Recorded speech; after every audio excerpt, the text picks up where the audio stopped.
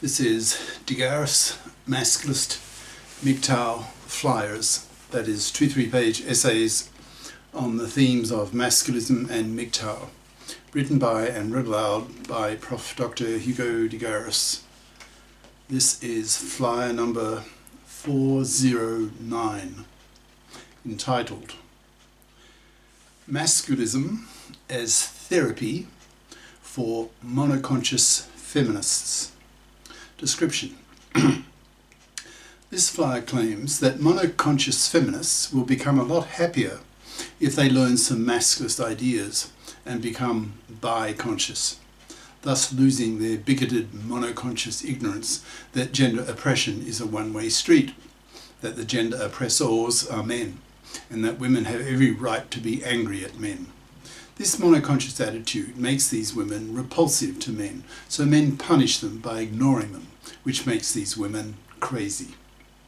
It is in these women's self-interest to become female masculists as well as being feminists, so that they lose their one-sided anger at men by learning a female masculist anger at women for oppressing men. Biconscious women are less feminazi, bitchy, so are more likely to have boyfriends, so are more likely to be loved, penised, and not spat at, so are saner and happier. Thus, it is therapeutic for women to be biconscious. Now, the flyer itself.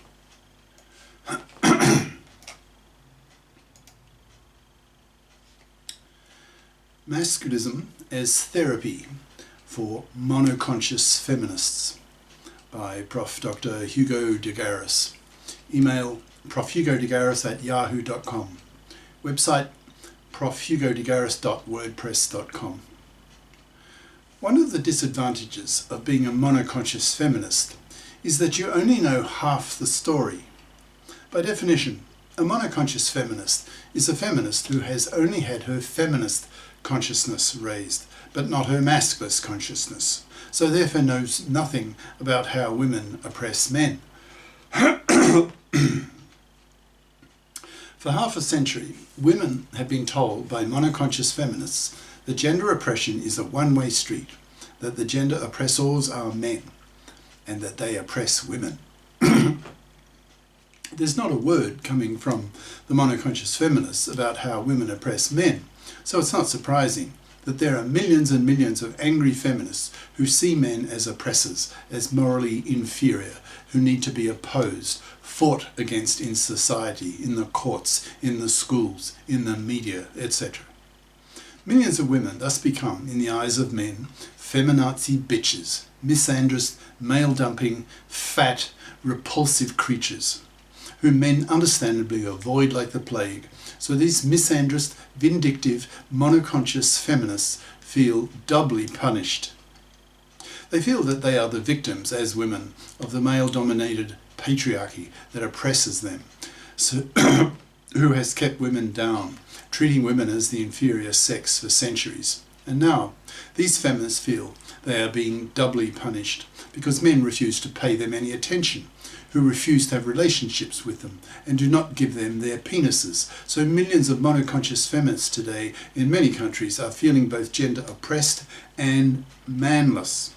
and hence loveless, sexless, babyless, and increasingly spat at, as masculists and MGTOW, that's men going their own way, ideas spread throughout the culture, influencing men's minds as much as feminist ideas did in the late 60s. From the masculist point of view, this suffering, this manlessness that women are increasingly suffering, is unnecessary and is largely based on ignorance, that is, ignorance of masculist ideas, masculist complaints against women. So that if the typical, rather fat, misandrous, vindictive, victim-oriented, monoconscious feminist learned a bit about masculism, she would have her world view changed, seeing men not just as gender oppressors, but also as gender oppressed, that is, oppressed by her own sex.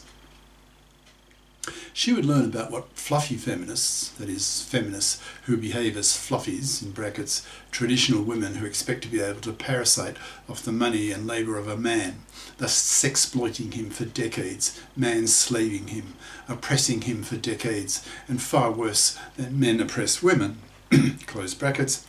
in the divorce courts, expecting their ex-husbands to pay for them after the divorce the way they did before the divorce, with no moral nor legal obligation on them to get off their fat parasitic asses and fip up, that is, become financially independent persons,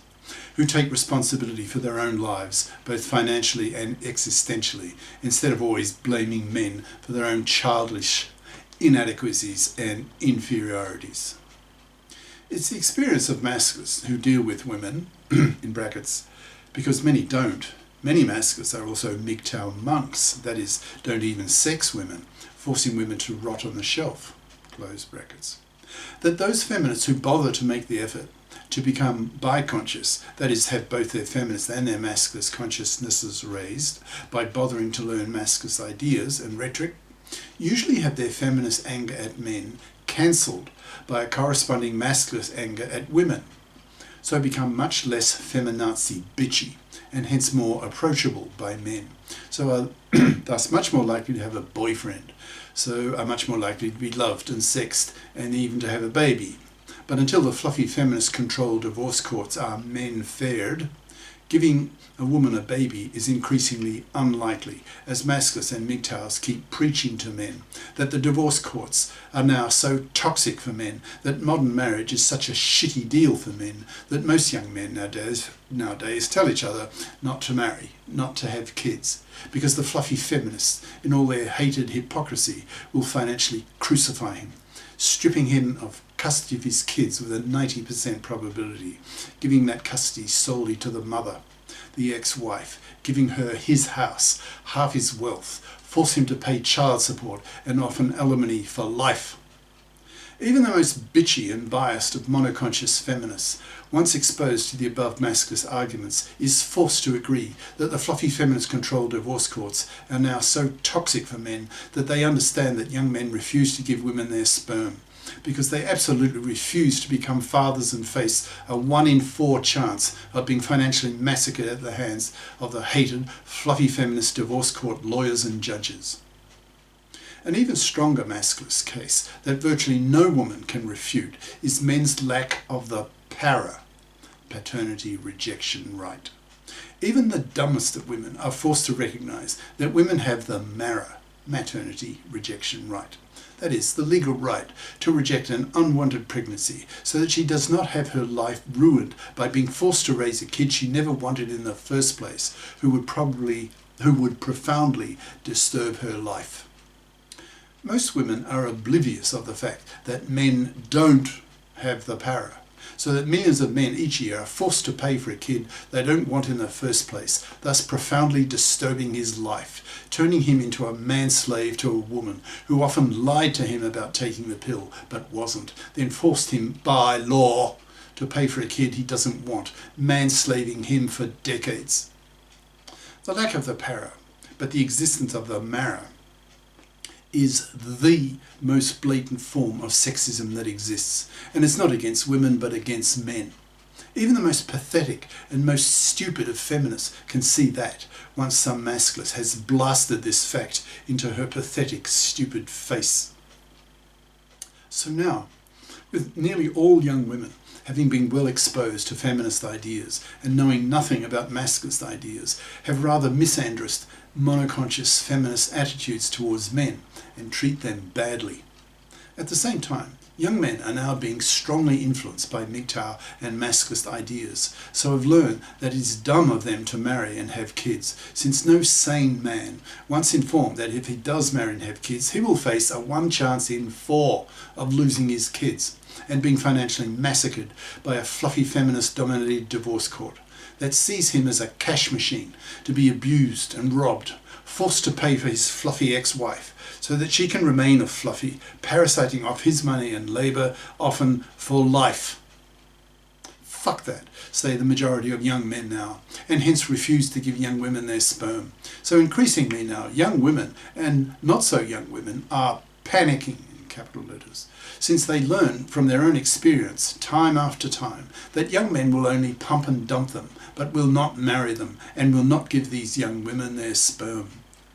Many women now in their late 30s are noticing